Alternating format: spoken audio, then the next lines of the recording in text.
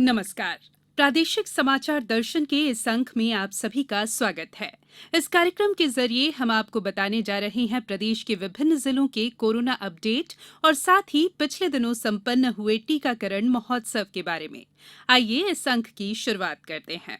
प्रदेश के सर्वाधिक कोरोना संक्रमित इंदौर जिले में जिला प्रशासन, स्थानीय निकाय और स्वास्थ्य विभाग युद्ध स्तर पर कोरोना नियंत्रण के लिए अभियान चला रहे हैं। इसके तहत शासकीय और निजी अस्पतालों में कोविड वार्ड की व्यवस्था, कम लक्षण वाले कोरोना संक्रमितों की घरों में ही इलाज व्यवस्था और टीकाकरण अभियान जैसी गतिविधियां संचालित की जा रही हैं। जिले में टीकाकरण अभियान के बारे में आकाशवाणी को जिला कोविड नोडल अधिकारी डॉक्टर अमित मालाकार ने बताया। इंदौर जिले में कोरोना के बढ़ते प्रकरणों को देखते हुए जिला प्रशासन अलर्ट मोड पे है। जिले के 6 शासकीय अस्पतालों और 87 निजी अस्पतालों में कोरोना संक्रमित मरीजों के इलाज के लिए हमने विशेष व्यवस्था की है। कोरोना संक्रमण को रोकने का सबसे प्रभावी उपाय टीकाकरण को जन जन तक पहुंचाने के लिए इंदौर जिले में हमने रंग पंचमी के टाइम 3 दिवसीय टीकाकरण महोत्सव बनाया था। उसके उपरांत प्रधानमंत्री श्री नरेंद्र मोदी जी के टीकाकरण महोत्सव के आह्वान के बाद जिले में टीकाकरण को गति दी गई।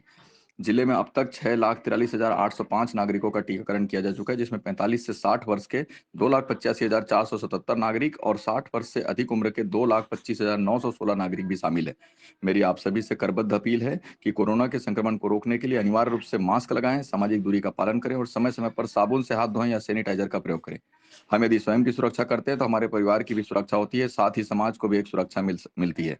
और यदि हम सबने एक साथ एकजुट होकर इस जागरूकता का पालन किया, इस कोरोना प्रोटोकॉल का पालन किया, तो निश्चित तौर पर प्रदेश में, देश में जो कोरोना के केसेस की संख्या में बढ़ोतरी दिख रही है वो कम होते जाएगी और हम कोरोना पर विजय प्राप्त कर सकेंगे। इसके साथ ही इंदौर शहर के खंडवा रोड स्थित राधा स्वामी आश्रम में देश का दूसरा और प्रदेश का सबसे बड़ा कोविड केयर सेंटर स्थापित किया जा रहा है। पेश है एक रिपोर्ट। इस कोविड केयर सेंटर का निर्माण उन कोरोना संक्रमित मरीजों के लिए किया जा रहा है जिनमें कोरोना के प्रारंभिक लक्षण हैं, लेकिन उनका घर पर समुचित इलाज नहीं हो पा रहा है। 2000 बिस्तरों वाले इस सेंटर में प्रारंभिक चरण में 500 बिस्तरों की व्यवस्था की जा रही है। विशेष बात यह है कि मरीज के स्वस्थ होने के बाद भी गत्ते से बने इन बिस्तरों को खोलकर अलग भी किया जा सकता है या नष्ट भी किया जा सकता है। इस केंद्र में 250 चिकित्सा कर्मियों को नियुक्त किया गया है। इसके अलावा शहर के विशेषज्ञ निजी चिकित्सकों की भी सेवाएं ली जाएगी। इस केंद्र में मरीजों की संख्या के मान से कूलर, पेयजल और शौचालय की भी व्यवस्था की जा रही है। प्रादेशिक समाचार दर्शन के लिए इंदौर से मैं मनिंद्र कुमार दुबे। पश्चिमी मध्य प्रदेश के आदिवासी बाहुल्य धार जिले में कोरोना का कहर लगातार जारी है। पिछले कई दिनों से प्रतिदिन 150 से अधिक कोरोना संक्रमित मिल रहे हैं। जिले में कोरोना संक्रमण को नियंत्रित करने के लिए प्रयास जारी है। ज्यादा जानकारी दे रहे हैं हमारे संवाददाता। प्रदेश के उद्योग मंत्री व धार जिले के प्रभारी मंत्री राजवर्धन सिंह दत्तीगांव की अगुवाई में आपदा प्रबंधन कमेटी द्वारा जिले में कोरोना संक्रमण की चेन को तोड़ने के लिए 14 अप्रैल से 26 अप्रैल सुबह तक के लिए संपूर्ण धार जिले में कोरोना कर्फ्यू लगा दिया गया है। हालांकि आमजनों की सुविधा के लिए आवश्यक सेवाओं सहित अनेक अन्य छूट भी दी गई हैं। विभिन्न कोविड सेंटरों में कोरोना मरीजों को बेहतर इलाज मिल सके और निरंतर ऑक्सीजन की आपूर्ति हो सके, इसके लिए विशेष उपाय किए गए हैं। जिला कलेक्टर आलोक कुमार सिंह के आह्वान पर अनेक समाजसेवी संगठन और औद्योगिक इकाइयां आगे आए हैं। CSR के माध्यम से सीधे हवा से मेडिकल ऑक्सीजन बनाने वाली अनेक हाईटेक ऑक्सीमेंट मशीनें जिले को प्राप्त हुई हैं। वहीं पीथमपुर की टेक्स एयर कंपनी ने धार जिला चिकित्सालय में 60 गैस सिलेंडर ऑक्सीजन निर्बाध रूप से उपलब्ध कराने का अनुबंध किया है। धार विधायक नीना वर्मा द्वारा अपनी निधि से धार चिकित्सालय में ऑक्सीजन आपूर्ति हेतु 35,45,000 रुपये की राशि प्रदान की गई है। वहीं प्राइवेट प्रैक्टिस करने वाले डॉक्टरों ने भी कोविड नियंत्रण के लिए शासकीय चिकित्सालयों में अपनी सेवाएं देना प्रारंभ कर दिया है। जिले में हजारों की संख्या में प्रतिदिन वैक्सीनेशन का कार्य भी किया जा रहा है। जिले में रोको टोको अभियान चलाकर मास्क लगाना और कोरोना गाइडलाइन का पालन करने की समझाइश दी जा रही है और नियमों का पालन नहीं करने वालों पर कार्यवाही भी की जा रही है। प्रादेशिक समाचार दर्शन के लिए धार से मैं सुनील सचान। दमोह जिले में पिछले दिनों उपचुनाव थे जो शांतिपूर्ण तरीके से संपन्न हो गए, लेकिन कोरोना के मामले भी लगातार बढ़ते जा रहे हैं। कोरोना से बचाव और उपचार के क्या प्रयास किए जा रहे हैं, बता रहे हैं हमारे संवाददाता। दमोह जिले में इस समय सिर्फ 2 ही विषयों पर चर्चाओं का बाजार गर्म है, एक चुनाव तो दूसरा कोरोना। चुनाव से कहीं अधिक कोरोना की चर्चा चल रही है, इसलिए क्योंकि दिन प्रतिदिन ज्यों-ज्यों तेज गर्मी, धूप और तापमान बढ़ रहा है, त्यों-त्यों कोरोना मरीजों की रफ्तार बढ़ती जा रही है। पिछले 16 दिन में 743 मामले सामने आए। जिले में 4000 से अधिक कोविड मरीजों की संख्या हो चुकी है। राहत की बात यह है कि इनमें से लगभग 3500 मरीज ठीक होकर घर लौट चुके हैं।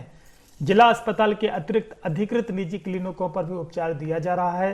चैनपुरा छात्रावास में यूनिट शुरू की गई है। कुछ निजी संस्थाओं ने भी कोविड मरीजों के उपचार के लिए भर्ती करने अपनी संस्थाओं का उपयोग करने पर सहमति जताई है।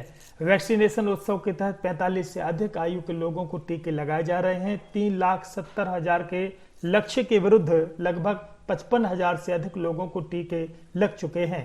जिले में इसके लिए 108 केंद्र बनाए गए थे। अभी दमोह नगर के 5 केंद्रों सहित 12 केंद्रों पर ही टीके लगाए जा रहे हैं।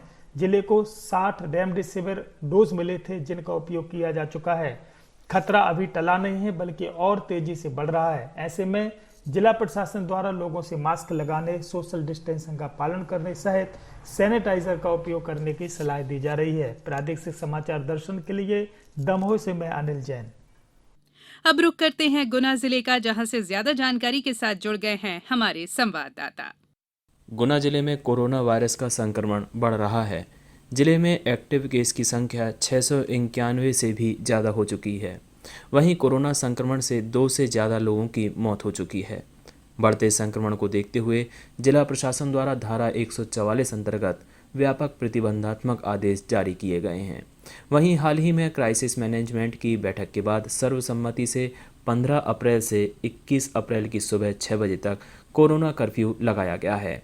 कलेक्टर कुमार पुरुषोत्तम द्वारा आमजनों से कोरोना कर्फ्यू का पालन करते हुए जिला प्रशासन का सहयोग करने की अपील की है।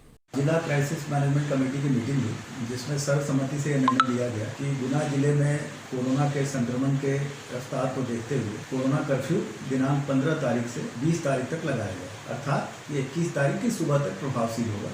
ये जो कोरोना कर्फ्यू है, ये एक तरह का लॉकडाउन नहीं है। इसमें बहुत सारी गतिविधियों में छूट है, जिससे कि आम जनता को दिक्कत ना हो, जैसे कि फल सब्जी की दुकानें, डेयरी, राशन की व्यवस्था, इसके अतिरिक्त बैंक, ATM, पेट्रोल पंप, अस्पताल, दवा दुकानें, ये सारी खुली रहेंगी, गैस एजेंसी। लेकिन इसकी ज़रूरत इसलिए आन पड़ी है कि वर्तमान में जो कोरोना की रफ्तार है वो तभी रुकेगी जब हम इस चेन को तोड़ें। तो मेरा आग्रह आप सबसे है कि जो छूट भी मिली है वो छूट को इस तरीके से उसका लाभ उठाएं कि कहीं भी भीड़ ना हो और एक दूसरे के संपर्क में ना आए। चूँकि ये बाजार प्रतिदिन 4 घंटे खुल रहा है, इसलिए आपको इस बारे में भी कोई परेशान होने की ज़रूरत नहीं है कि कल क्या होगा। और यह लॉकडाउन जो कोरोना कर्फ्यू के नाम से 20 तारीख तक ही है। 20 के बाद से गतिविधियाँ पूर्ववत रहेंगी। अतः आप सबसे मेरा अनुरोध है कि इन 5 दिनों में आत्मसंयम, आत्मानुशासन का परिचय दें। यद्यपि कुछ गतिविधियों के लिए आपको बाहर आना अलाउड है, लेकिन मेरा आग्रह है कि बाहर न निकलें। अगर 5 दिन हमने अगर संयम बरता तो निश्चित तौर पे हम इस कोरोना की चेन को तोड़ पाएंगे और उसके बाद आपका व्यापार, आपका व्यवसाय, आपकी ज़िंदगी नॉर्मल तरीके से चल सकेगी, ऐसा मैं सोचता हूँ। निश्चित तौर मुझे उम्मीद है कि आप सबका मुझे सहयोग मिलेगा। हम इस कोरोना कर्फ्यू की जो शर्तें हैं उसका पालन कराने को प्रतिबद्ध हैं। आप सबके सहयोग की हमें अपेक्षा है। धन्यवाद। वहीं ग्वालियर में कोरोना संक्रमण के लगातार बढ़ते मामलों को देखते हुए कलेक्टर कौशलेंद्र विक्रम सिंह ने 22 अप्रैल तक 7 दिनों का कोरोना कर्फ्यू लगाया है। ज्यादा जानकारी दे रहे हैं हमारे संवाददाता। कलेक्टर ने लोगों से अपील की है कि वे अति आवश्यक होने पर ही घरों से निकलें, मास्क लगाएं, सुरक्षित दूरी बनाए रखने के साथ लगातार हाथ धोने और सैनिटाइज करने के लिए लोगों को भी जागरूक करें। साथ ही 45 वर्ष या उससे अधिक आयु के हर नागरिक टीकाकरण अवश्य करवाएं। कलेक्टर कौशलेंद्र विक्रम सिंह ने कहा कि जिले में कोरोना उपचार के लिए सभी आवश्यक सुविधाएं उपलब्ध हैं। अधिकतर कम संक्रमित व्यक्तियों को होम क्वारंटाइन में उपचार किया जा रहा है। कोरोना रोगियों के उपचार के लिए ऑक्सीजन युक्त तथा ICU के पर्याप्त बेड उपलब्ध हैं। ग्वालियर में शुक्रवार को संक्रमितों की संख्या 985 दर्ज की गई। साथ ही 348 व्यक्ति कोरोना संक्रमण से ठीक भी हुए। इसे मिलाकर अब तक ग्वालियर में कुल संक्रमितों का आंकड़ा 23,833 पहुंच गया है और कोरोना संक्रमण से अब तक 273 व्यक्तियों की मृत्यु हुई है। इनमें से अधिकांश डायबिटीज, कैंसर, हृदय रोग तथा अन्य गंभीर बीमारियों से पीड़ित थे। इन सब के बीच राहत की बात यह है कि संक्रमितों के स्वस्थ होने की दर बेहतर रही है। उपचार के बाद अब तक 18,430 व्यक्ति पूरी तरह से स्वस्थ हो चुके हैं। मुख्य चिकित्सा एवं स्वास्थ्य अधिकारी डॉक्टर मनीष शर्मा ने बताया कि शुक्रवार तक जिले में 5,130 कोरोना एक्टिव केस हैं। डॉक्टर शर्मा ने बताया कि कोरोना संक्रमण से बचाव के हर जरूरी एहतियात तो बरतें, साथ ही 45 या उससे अधिक उम्र के हर व्यक्ति कोरोना वैक्सीनेशन जरूर करवाएं। गौरतलब है कि हाल ही में प्रधानमंत्री नरेंद्र मोदी की पहल पर ज्योतिबा फुले की जयंती 11 अप्रैल से बाबा साहेब अंबेडकर की जयंती 14 अप्रैल तक संपूर्ण देश में 4 दिवसीय टीकाकरण उत्सव के तहत विशेष टीकाकरण अभियान चलाया गया। ग्वालियर में कोविड-19 टीकाकरण उत्सव में प्रदेश के ऊर्जा मंत्री प्रद्युम्न सिंह तोमर भी शामिल हुए। उन्होंने ग्वालियर के जेएएच परिसर में बने कोविड-19 टीकाकरण केंद्र पर पहुंचकर कोरोना के पहले डोज के रूप में कोवैक्सीन लगवाया। विशेष टीकाकरण अभियान में ग्वालियर जिले में 36,301 नागरिकों ने टीकाकरण कराया। प्रादेशिक समाचार दर्शन के लिए ग्वालियर से नवीन श्रीवास्तव।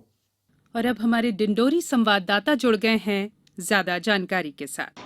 एक ओर कोरोना के आंकड़े जहां लगातार बढ़ते जा रहे हैं, वहीं दूसरी ओर कोरोना को लेकर जागरूकता कार्यक्रमों में भी तेजी आई है। डिंडोरी जिले में महिला बाल विकास विभाग, तेजस्विनी विभाग, जन अभियान परिषद निचले स्तर पर जागरूकता के लिए प्रयास में जुटा हुआ है। जिले के सभी गांव में इन विभागों का अमला व समितियां दीवार पर स्लोगन लेखन से लेकर सड़क पर जागरूकता संदेश लिख रही हैं, जिसका खासा असर दिखाई दे रहा है। मास्क वितरण कर लोगों को जागरूक किया जा रहा है, जिसका परिणाम यह हुआ कि चिन्हित क्षेत्रों के अतिरिक्त अन्य कई ऐसे कस्बे हैं जिन्होंने स्वैच्छिक लॉकडाउन कर दिया है ताकि कोरोना के प्रसार को रोका जा सके।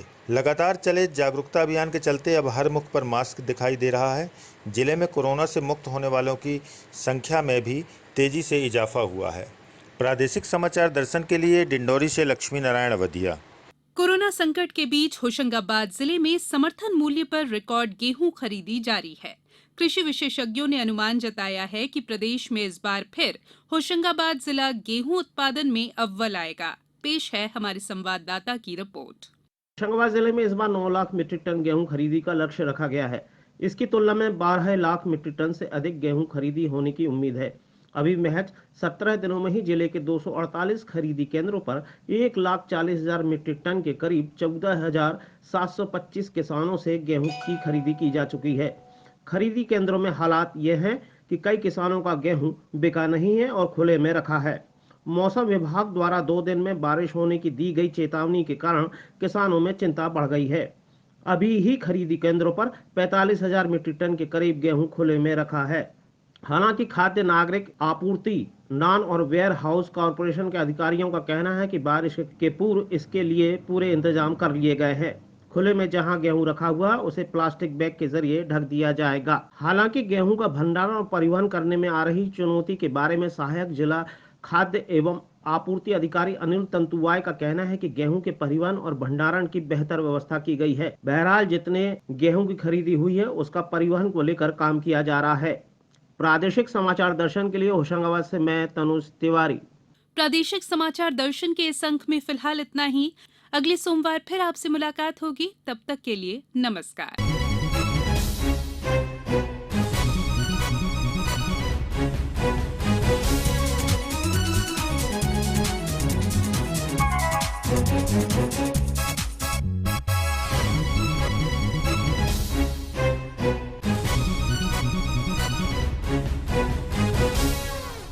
आलेख और वाचन स्वर संयुक्ता बैनर्जी। प्रस्तुति प्रादेशिक समाचार एकांश भोपाल।